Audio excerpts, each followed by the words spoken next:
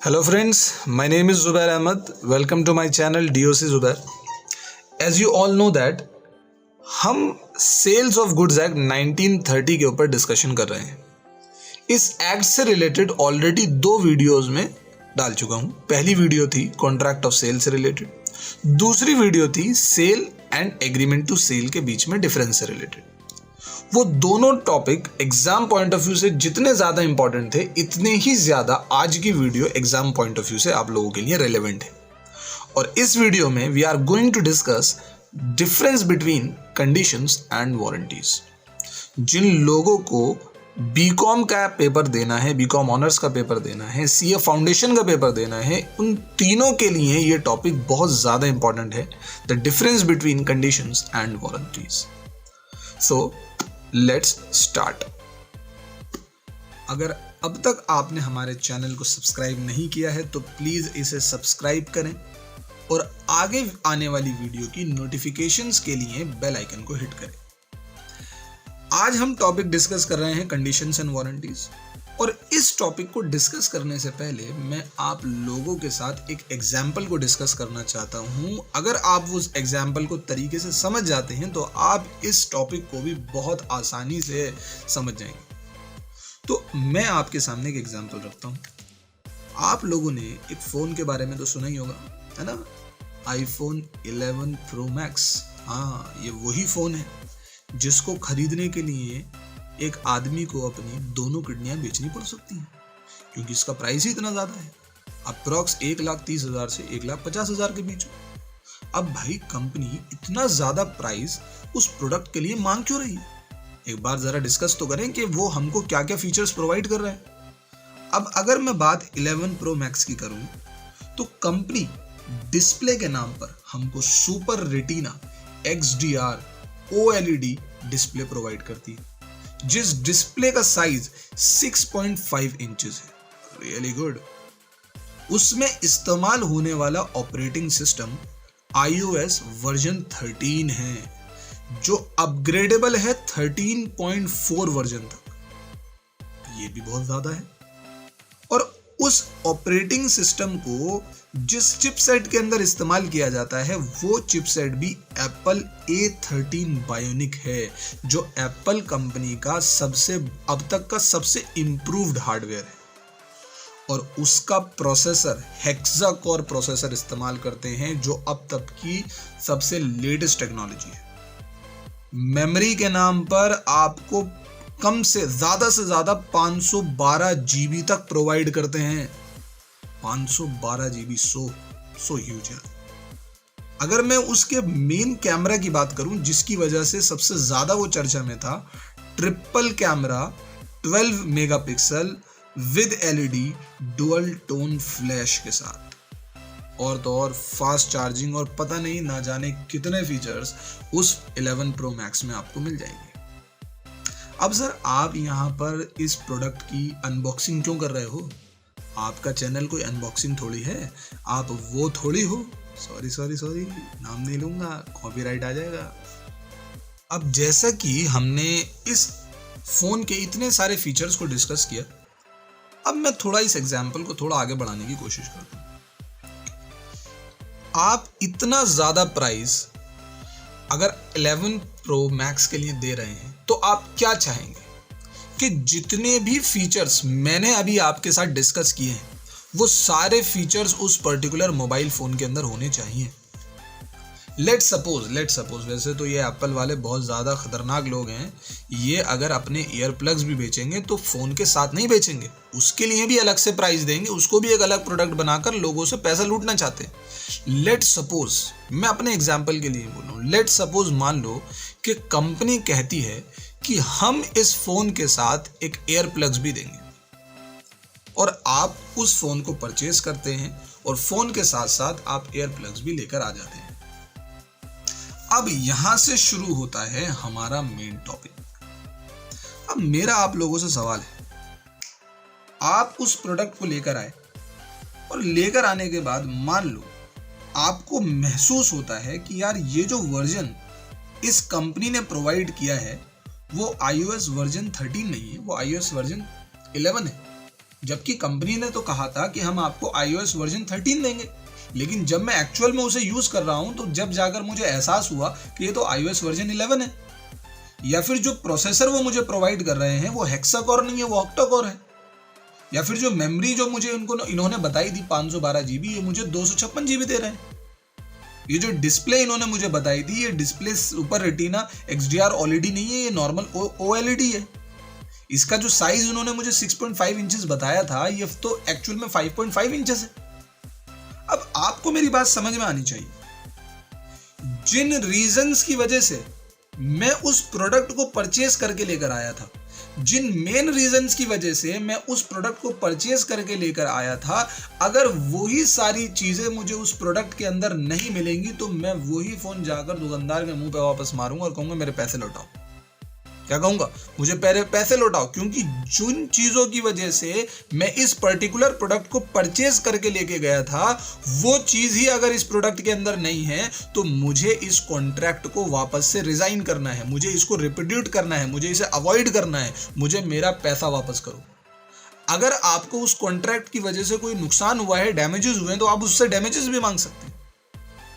लेकिन अगर उसी आईफोन के साथ आपको अगर कुछ एयर प्लग्स दिए गए थे और वो एयर प्लग्स प्रॉपरली काम नहीं कर रहे, तो आप मुझे बताओ कि आप जाकर फोन वापस कर दोगे? कहोगे नहीं जी एयर प्लग्स खराब है, फोन अपना पकड़ो अपने पास। कहोगे भाई फोन के अंदर जितनी भी सारी क्वालिटीज, जितने भी फीचर्स देने का वादा हमने किया था, वो सारी चीजें हम आपको प्रोवाइड कर रहे हैं। एयर प्लग्स ही खराब है ना, तो एक काम करते हैं एयर प्लग्स चेंज करके दे देते हैं आपको। आप पूरा कॉन्ट्रैक्ट क्यों अवॉइड कर रहे हो? आप पैसे वापस क्यों मांग रहे हो? आपको मेरी बात समझ आ रही है? There are two different situations. अगर आपको कोई पर्टिकुलर चीज उस प्रोडक्ट के अंदर नहीं मिली जिसकी वजह से आपने उस प्रोडक्ट को परचेज किया था, तो फिर जाकर आप उस कॉन्ट्रैक्ट को अवॉइड कर सकते थे।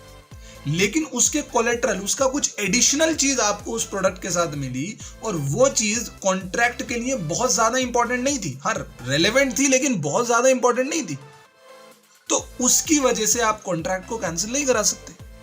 आपको मेरी बात समझ आ रही है? आपको मोबाइल फोन के अंदर जो जो फीचर्स उन्होंने देने का वादा किया था, अगर उसमें से कोई चीज वो नहीं देते तो आप उसके बिना पर उस कॉन्ट्रैक्ट को रिजाइन कर अपना पैसा वापस ले सकते हो। लेकिन उसके साथ दी गई हैंड फ्री, उसके साथ दिया गया एयर प्लग्स अगर खराब निकल आते हैं तो आप पूरा का पूरा मोबाइल फोन थोड़ी वापस कर दोगे जाकर। आप कहोगे भाई ज्यादा से ज्यादा एयर प्लग्स मुझे चेंज करके दे दो या फिर एयर प्लग्स का पैसा मुझे वापस कर दो। आपको मेरी बात समझ आ रही है? दो चीजें मैंने आपको यहां पर समझाने की कोशिश करी। अब इन्हीं दोनों एग्जाम्पल्स के थ्रू मैं आपको कंडीशंस और वारंटीज में डिफरेंस बताऊंगा। आपको सबसे पहले एक टर्म का मतलब समझना होगा और वो टर्म है स्टिपुलेशंस। स्टिपुलेशंस कहते हैं शर्त। अगर मैं इंग्लिश में इसको डिफाइन करूं तो टर्म्स। देखो, कोई भी कॉन्ट्रैक्ट को करने के लिए कुछ शर्तें होती हैं, कुछ टर्म्स होती हैं जिनके बेसिस पर वो कॉन्ट्रैक्ट बना होता है।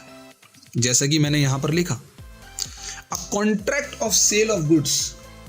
सेल ऑफ गुड्स का contract contains various stipulations. Contains various stipulations. कई टर्म्स, कई शर्तें उस कॉन्ट्रैक्ट के अंदर हो सकती हैं। अब वो शर्तें किस किस के रिगार्डिंग हो सकती हैं? गुड्स की क्वालिटी के रिगार्डिंग हो सकती हैं कि गुड्स के अंदर क्या क्या क्वालिटी होनी चाहिए। गुड्स के प्राइस के रिगार्डिंग हो सकती हैं कि गुड्स का क्या प्राइस होना चाहिए। गुड्स की डिलीवरी से रिलेटेड हो सकती हैं कि किस टाइम पर और किस प्लेस पर आपके गुड्स को डिलीवर किया जाएगा। तो हर तरीके के सेल ऑफ गुड्स के अंदर कुछ शर्तें, कई शर्तें हो सकती हैं। Various stipulations. A contract of sale of goods contain various stipulations. अब उनमें से कुछ शर्तें कंडीशन कहलाती हैं और उन्हीं में से कुछ शर्तें वारंटी कहलाती हैं।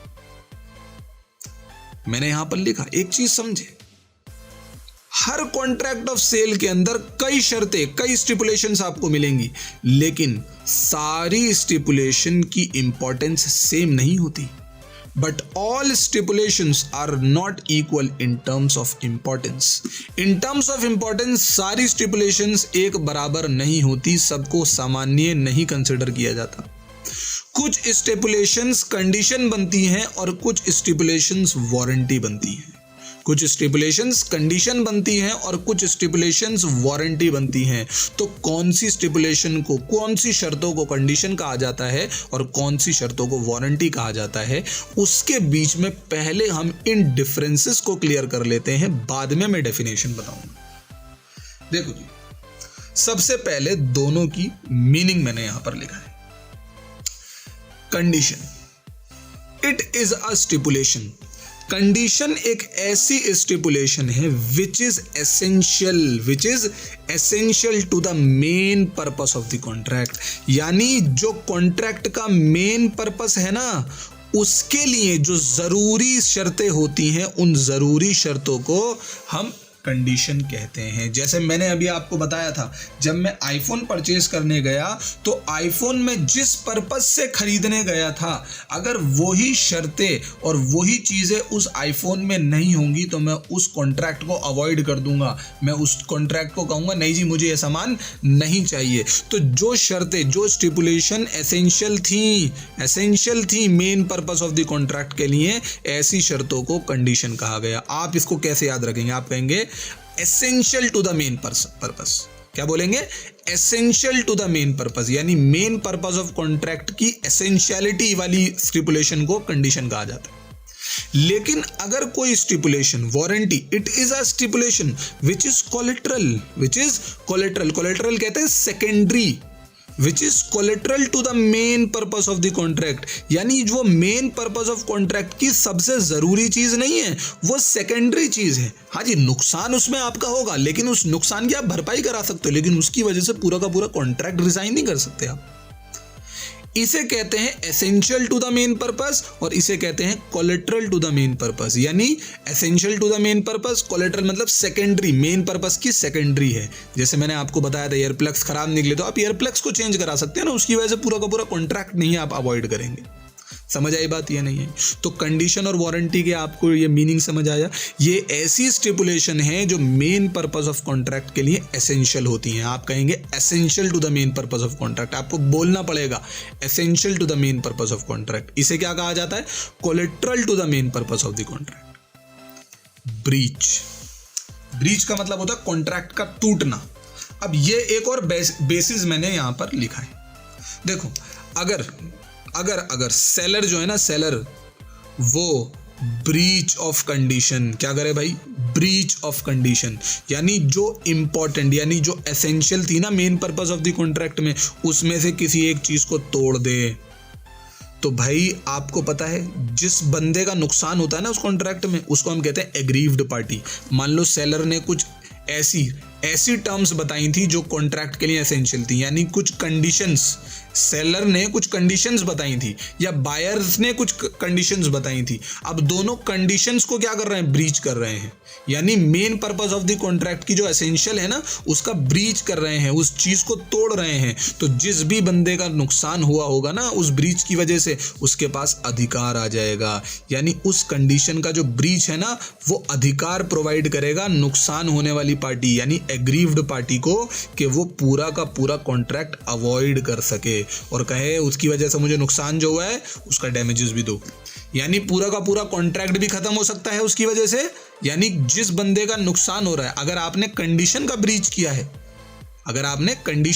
किया है, तो जिस पार्टी का नुकसान हुआ है वो पार्टी पूरा का पूरा कॉन्ट्रैक्ट अवॉइड करेगी और साथ ही में डैमेजेस भी क्लेम करेगी। लेकिन वारंटी के केस में अगर वारंटी का ब्रीच हो, यानी collateral to the main purpose, उसका ब्रीच हो, तो उसकी वजह से एग्रीव्ड यानी जिस पार्टी का नुकसान हुआ है उसके पास पूरे कॉन्ट्रैक्ट को अवॉइड करने का अधिकार नहीं आता। उसके पास इतना अधिकार आता है कि वो अपने डैमेजेस को क्लेम कर ले। जैसे मैंने आपको बताया, एयर प्लग्स खराब निकले तो पूरा का पूरा आईफोन वापस नहीं कर आ जाओगे आप। एग्रीव्ड पार्टी यानी जो खरीदने वाली पार्टी है, यहाँ पर खरीदने वाली पार्टी को नुकसान हो रहा है तो खरीदने वाली पार्टी जाकर क्या करेगी? भाई आप मेरे को नए एयर प्लग्स दो या उसके पैसे वापस करो। समझ आई बात या नहीं? या आपकी वजह से, आपके नकली एयर प्लग्स की वजह से मेरा कुछ नुकसान हो गया, उसके भी डैमेजेस मुझे दो। यहां पर पूरा कॉन्ट्रैक्ट अवॉइड नहीं किया जाता, सिर्फ डैमेजेस क्लेम किए जा सकते हैं। समझ में आई बात है? चलो आगे देखते हैं। ट्रीटमेंट। देखो, अगर कंडीशन का ब्रीच हुआ है ना तो वो वारंटी का भी ब्रीच है। समझ आई बात है? कंडीशन एक बड़ी टर्म है, वारंटी एक छोटी टर्म है। Condition is a wider term, than warranty. लेकिन अगर वारंटी का ब्रीच हुआ है तो आप उसे ये नहीं कह सकते कि कंडीशन का भी ब्रीच हो गया। कंडीशन तो वारंटी को अपने अंदर अंदर इंक्लूड कर लेती है, लेकिन वारंटी एक छोटी टर्म है, वो कंडीशन को इंक्लूड नहीं कर सकती। अगर कंडीशन का ब्रीच हो गया तो पूरा कॉन्ट्रैक्ट ही अवॉइड हो जाएगा, उसके अंदर सारे ब्रीच आ जाएंगे। लेकिन अगर वारंटी का ब्रीच हुआ है तो उसे कंडीशन का ब्रीच नहीं माना जा सकता। होप सो आपको ये पॉइंट भी क्लियर हुआ हो। अब हम देखते हैं इसकी डेफिनेशन। हाँ जी, देखें, a condition is a stipulation. Condition एक तरीके की शर्त है, एक स्टिपुलेशन है जो कि essential to the main purpose of the contract. मैंने पहले बता दिया था आपको, ये क्या है, essential to the main purpose of the contract. The breach of which, अगर उसका कोई ब्रीच हुआ, gives the aggrieved party a right. अगर आप कंडीशन का ब्रीच करते हैं तो उससे एग्रीव पार्टी के पास अधिकार आ जाता है कि वो कॉन्ट्रैक्ट को क्या कर सके, अवॉइड कर सके। साथ ही साथ ही may claim damages for loss suffered due to contract, साथ ही में डैमेजेस भी रिकवर कर सकता है। लेकिन वारंटी क्या है? अब वारंटी इज अ स्टिपुलेशन, ये एक ऐसी स्टिपुलेशन है जो मेन पर्पस के कोलेट्रल होती है। क्या होती है? कोलेट्रल, सेकेंडरी होती है। समझ आई? अगर इसका ब्रीच हुआ तो एग्रीव पार्टी के पास इतना अधिकार आता है कि वो डैमेजेस ही क्लेम कर सकता है, सिर्फ और सिर्फ, पूरे के पूरे कॉन्ट्रैक्ट को अवॉइड नहीं कर सकता। आपको मेरी बात समझ में आई होगी कि कंडीशंस और वारंटीज के बीच में क्या डिफरेंस होता है। कंडीशन एक वाइडर टर्म है और वारंटी एक नैरो स्कोप टर्म है। समझ में आई बात? ये नहीं। अब देखो, ये जो मैंने मीनिंग बनाया ना, ये 3 डिफरेंस जो बनाए हैं, आप ध्यान से देखें, ये इन्हीं डेफिनेशन से बनाया मैंने। आप इस डेफिनेशन को पढ़ लो, आपको कहानी समझ में आ जाएगी। इसको मैंने पहले कहा कि essential to the main purpose of the contract, अगर इसका ब्रीच होता है तो एग्रीव पार्टी के पास अधिकार आ जाता है कॉन्ट्रैक्ट को अवॉइड कर सके। यहां पर आपको क्या लिखना है कि ये collateral to the main purpose होता है, जिसके ब्रीच की वजह से एग्रीव पार्टी के पास इतना अधिकार आता है कि सिर्फ वो डैमेजेस क्लेम कर सकता है, कॉन्ट्रैक्ट को अवॉइड नहीं कर सकता। जो बात आपने इनकी डेफिनेशन में लिखी है उसी को मैंने क्या बना दिया, डिफरेंस बना दिया। और लास्ट में ट्रीटमेंट को मैंने बोल दिया कि ब्रीच ऑफ कंडीशन एक वाइडर टर्म है, उसके अंदर ब्रीच ऑफ वारंटी इंक्लूडेड है, लेकिन ब्रीच ऑफ वारंटी एक नैरो टर्म है, उसके अंदर ब्रीच ऑफ कंडीशन नहीं आ सकता। होप सो आपको मेरी ये वीडियो पसंद आई होगी। अगर आपको ये वीडियो पसंद आई है तो प्लीज़ इसको लाइक करें, अपने दोस्तों के साथ शेयर करें, हमारे चैनल को सब्सक्राइब करें और आगे आने वाली वीडियो के लिए बेल आइकन को हिट करें। Thank you very much. इस वीडियो के और भी पार्ट्स मैं आपको प्रोवाइड करता रहूँगा।